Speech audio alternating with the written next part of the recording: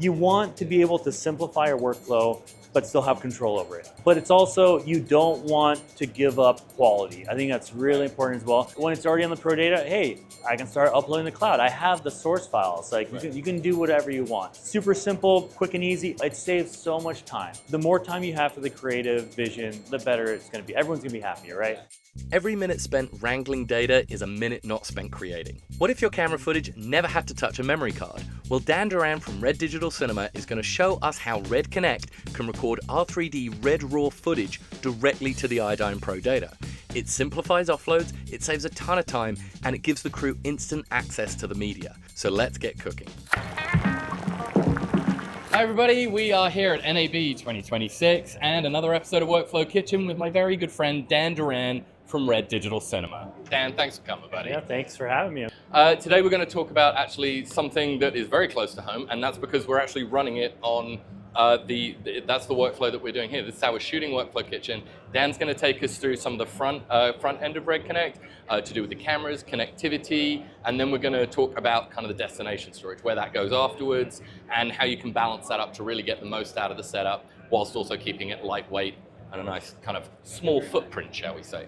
So kind of take us through the Red Connect workflow, kind of front end of the lens, and let's work backwards. Yeah, we'll work our way from the front to the back, right, through the entire workflow.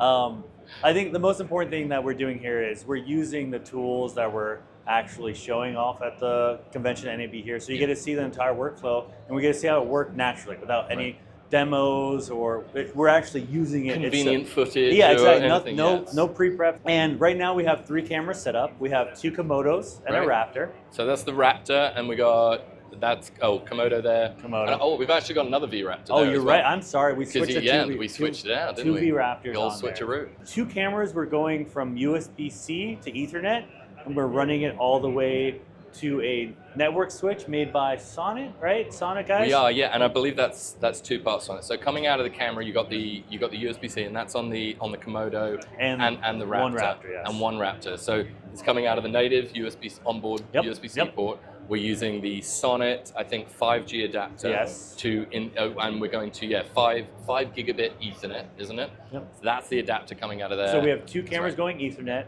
and 1 camera going fiber. And the fiber card is a Sonnet adapter as well. We're going directly from camera to the Sonnet into the Mac Mini, which has the Pro Data connected to it. Right. So we're saving files directly onto a storage device without having to deal with any media in camera. The files are going directly to a encrypted, secure device that trusted and everyone can see, Pro Data, and you can start working right away. You don't have to worry about doing any checksums. You don't have to worry about making sure the media isn't formatted by accident. You have to make sure it's not even lost, right? I've washed maybe 1 or 2 CF Express mags before. Like, you don't know what's going to happen. Like, you're taking out something that there can be an issue in. Yeah. The less parts of a workflow, the less issues there will be, less point of failures. And the other big thing is time. Like, you don't have to sit there and actually offload and wait until the files have transferred. So it's completely eliminated the copy process, basically. Yep. So where I would usually go shoot, media comes out of camera, go into reader, which obviously has its own bottlenecks, and then I'm copying, making 1 copy to, and so on and so forth. I'm actually skipping all of that, going down essentially a form of an IP-based connection directly down to the Pro Data. Yeah. Now, obviously, loving the Pro Data, I would say it's kind of cool the fact that the OCF is actually instantly encrypted, has never existed in an unencrypted state. Exactly. And also, if you choose that on the Pro Data, it's also RAID 6 as well. Yeah. So that's kind of cool as well. But it is worth noting, this isn't any kind of compression. It's not like it's a ProRes or an H.264. It's not like you're taking a SDI signal and saving it. It is the true raw file. Proper R3D. Proper R3D going directly. You have it, you can work with it, you can start editing, you can create daily, you can do whatever you want because it is the source file. So whatever it is, the 20-minute copy or the 1-hour copy or whatever, you've just completely skipped that and gone straight into a secure and RAID environment. That's kind of cool. Traditionally, and how this can be done when you grow it out, the footprint can get pretty large on it, and along with power and all the other resources that are required for this. But I mean, we're running this off of a small innovative card. Yeah.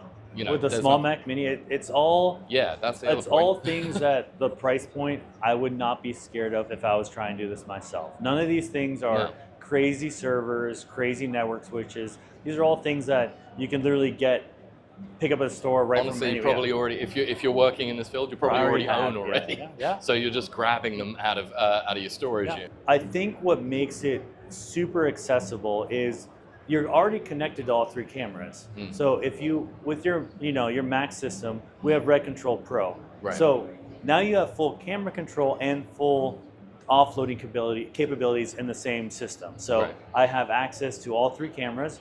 When you hit start record, they all start at the same time. I can change whatever metadata parameters at the same time. I can view the signal. I can change autofocus. You have the full flexibility with ever having to walk up to the camera. I wish we had another camera facing this way, because there's just 3 cameras set up. Shoot back at what's going on. Yeah, exactly, because it's literally, you don't have to go up to the camera. You don't have to do anything traditional. Right. We're really taking advantage of modern day technology, and a Mac Mini is super affordable, right? Sonnet chassis super affordable. Like Ethernet, this is all. Again, it's all stuff that you probably already own. Yeah, exactly, and not having to stress out being next to the cameras. You want to be able to simplify your workflow, but still have control over it. We've always been very pro tethering at iodyne. The reason why we've done that is because we have the sustainable data rate, right?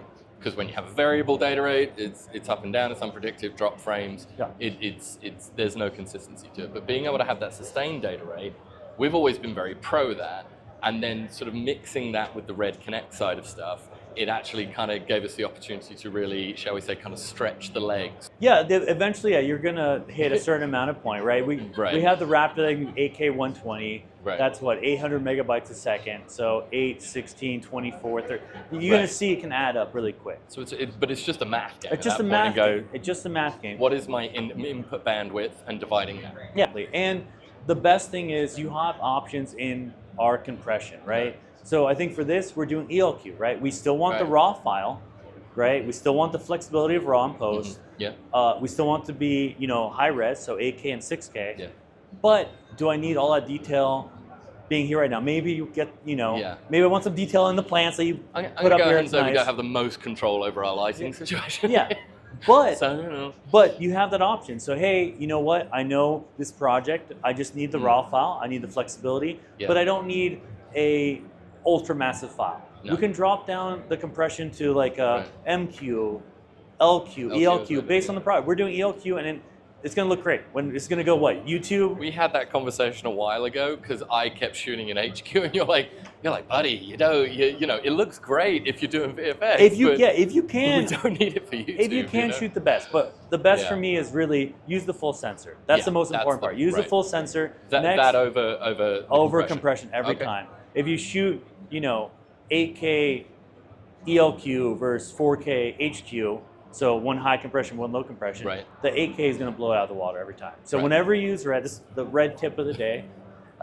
Always use the full sensor. Drop your compression based on what your project needs are and what your storage needs are. Hey, I'm shooting really long interviews. Shoot ELQ. It's going to be great, right? Hey, I'm shooting something that's going to, ILM.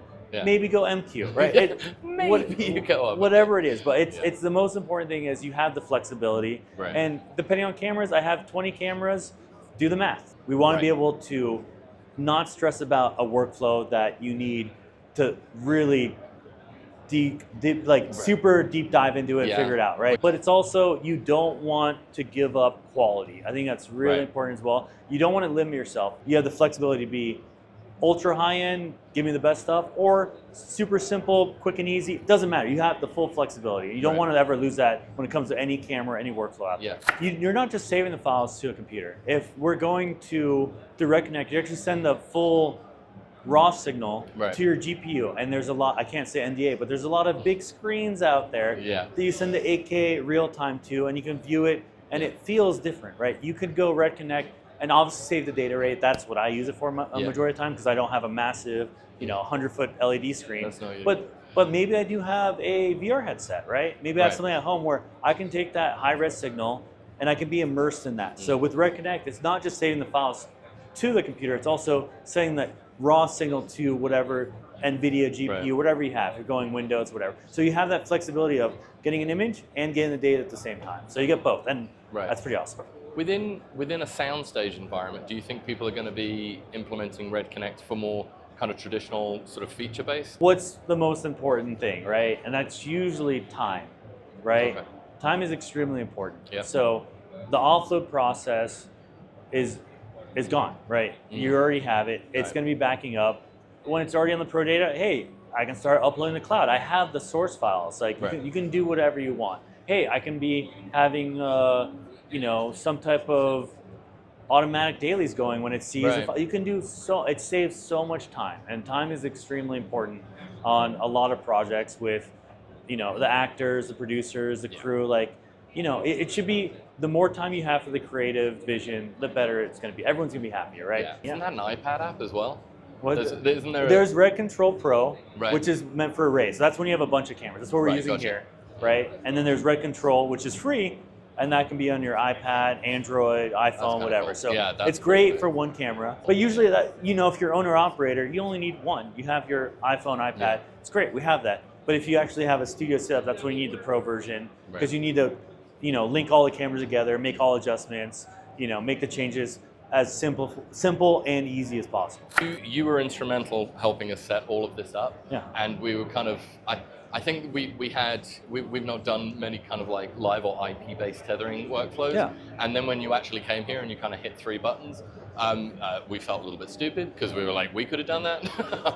I felt like we shouldn't have really called you over. It's a waste of your time. But it's always, you don't know what you don't know, right? It's new. This is very new to a lot of people. Right. Like this doesn't exist for a lot of cameras out there. Yeah. And it's a new workflow. And once you see it, you get it. I have a question for you now. When you're on the Pro Data and you have the files there, what's the best workflow you see when you're in a studio setup like this? Do they all access it at the same time? Do you see different producers, directors? What's the advantage of it when you have all that content ready to go one location right away? What do you see on the workflow aspect? There's 2 ways, and we've chatted about this in the past. There's two ways kind of I've seen have been really successful. One is you kind of you shoot to a big pool, so we make 100% container. You shoot to that, and I think that's a little bit more when there is somebody who is in control of kind of many of those back steps of the workflow, and then you do that. And then everything shoots to that. I then pull everything out of that. I'm the one creating dailies. I'm the one pushing the data forward, etc. There's another workflow which worked really, really well on a shoot we were doing, which is actually where we created containers almost as if we were making red mags. Right? Oh, okay. And so we were like, okay, we want to create a 1 terabyte container, and then we shoot to that. And then once we have that, we have the control to do various things. We can make another copy of it. We could actually do a live copy of it if we go to 2 destinations. Okay. Or we could then hand that off to the DIT if we've got a separate person making transcodes. And they'll be connected directly into the same Pro Data. So the flexibility, we kind of called that almost the virtual mag version. Okay. And then we would create those mags, and it allowed us to actually use containers a little bit more like folders. And then we would kind of point the Red Connect, Red Control Pro app. We would point that to each location, to each of the containers, but it gave us that flexibility to hand off, mount it as an SMB, start moving that over here to another Mac Mini that's maybe uploading to a cloud-based store, anything like that. Gave us a little bit of flexibility, and people have really been developing that, which is kind of cool. Okay. Those are the 2, I would say, the most sort of powerful workflows you could do with that. What issues do you see that you can't see again? I think, at least from my end, on what I see is, I don't have to worry about medias getting formatted. And that happens, like even to the best of us. I've done it once. I'll never do it again. I've done it once. Because I'm like, oh, I have this mag. I've also done it. Yeah. Yep. And the other thing is me waking up every 2 hours to offload a mag. I will never miss having to do that late night hotel room alarm DIT every 2 hours, unplug, because I have maybe like 2 ports, unplug on my. That was not fun. As far as pitfalls on our side, we said it with. I mentioned it was with that sustained data rate. Yeah. Really. Yeah. I do think that's why maybe that's what kind of shied away from some of these, unless you go into the heavier, larger hardware setups. I think what shied away is anything that you could, to be honest, put on a cart or put in a backpack like you can with the Pro Data wasn't going to be able to sustain a data rate. So the risk of that was by far would have been the biggest the biggest risk. When that doesn't work properly, that's when it starts costing production money. Yeah. So the slowdowns, those traffic jams, are exactly when things start getting expensive because you have to improvise. Last question I have, and we ask everybody, and again, it's a little bit mood. It's NAB, we're all tired, but how are you sleeping these days? I've been sleeping. NAB in Vegas is fun. I appreciate you coming around today. We Cool. kind of went through a few different subjects, but also thanks for setting up your workflow kitchen for us. That was great. And we'll see you on the next episode, and enjoy NAB 2026. When you have featureful, sustained throughput in the field, it allows you to rethink everything. Now you can do things the way that you want to, from immersive productions to high-end commercials. New episodes of Workflow Kitchen explore how creative professionals are bringing enterprise-grade workflows to the edge.